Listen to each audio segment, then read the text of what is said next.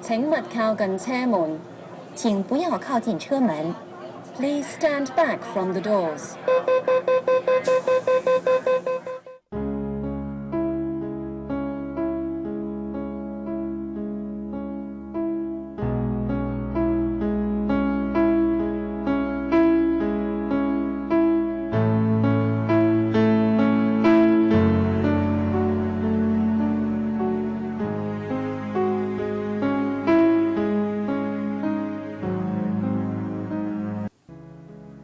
Communication is about being effective, not always about being proper.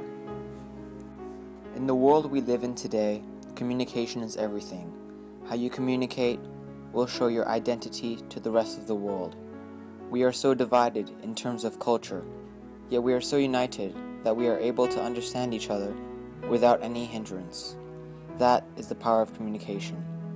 And the mass media has been taking advantage of this powerful tool ever since globalization started.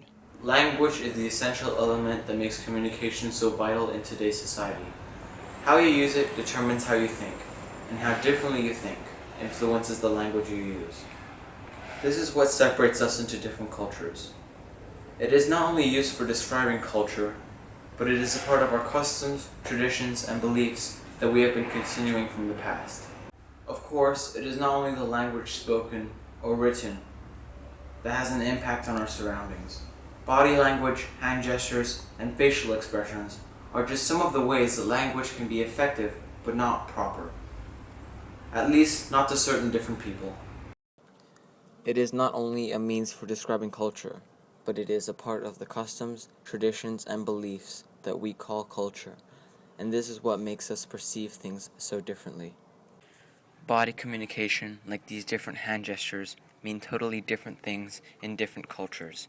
For example, the OK sign has positive connotations in Western cultures, but in Brazil and in Germany, it is an insult, considering that the circular shape of the hand gesture refers to an anus, and by using that particular hand gesture, you are referring to them as an asshole or a homosexual. The popular use of hand gestures has been controversial. The world has become an international community where cultures are beginning to merge, and this has been incorporated into advertisements. We have got to cut costs, people. Ideas. We could open an account on FedEx.com, save 10% on online express shipping. Okay, how about this? We open an account on FedEx.com, we save 10% on online express shipping. That is wonderful. You just said the same thing I said, only you did this. No, I did this. Makes all the difference. Bingo. That's good. Right on the nose. That's really good. Great idea, man.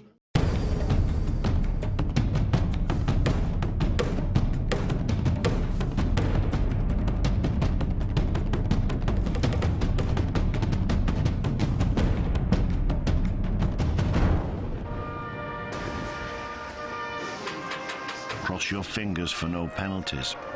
Please, no penalties. Cross your fingers for no broken metatarsals. Cross your fingers, there are no tears this time. Cross your fingers, there's no silly bookings. Daddy does have a good touch for a big man. Now the little man doesn't see red. And for the keeper to guess right or left. Cross your fingers, we'll be the ones celebrating.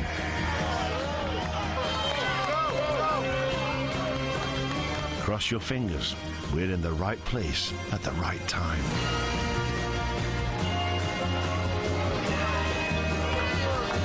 Cross your fingers for England to hold their nerve.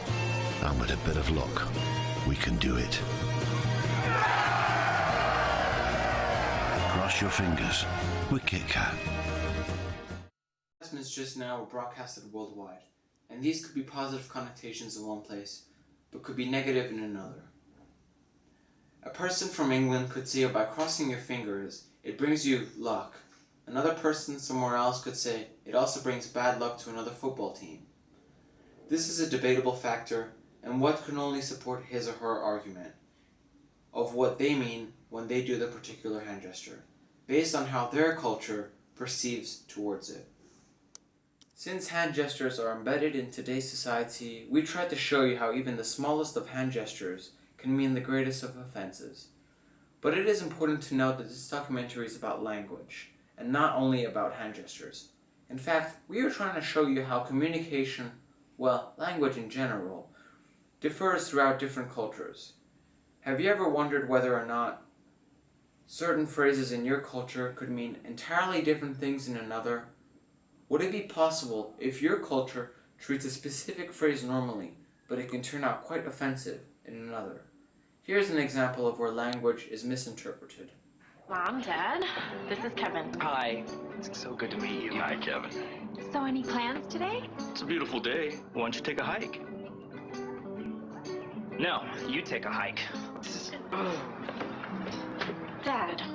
What? You know, not all Jetta owners love hiking, Craig. Stereotyping is stupid. Sure, Volkswagen owners are 66% more likely to go hiking, but there's more to a Volkswagen owner than that. Lose your ignorance at thejettareport.com.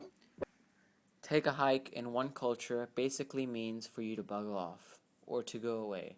Apparently, certain cultures do not understand this particular concept, and thus, this phrase is not considered to be an insult towards them.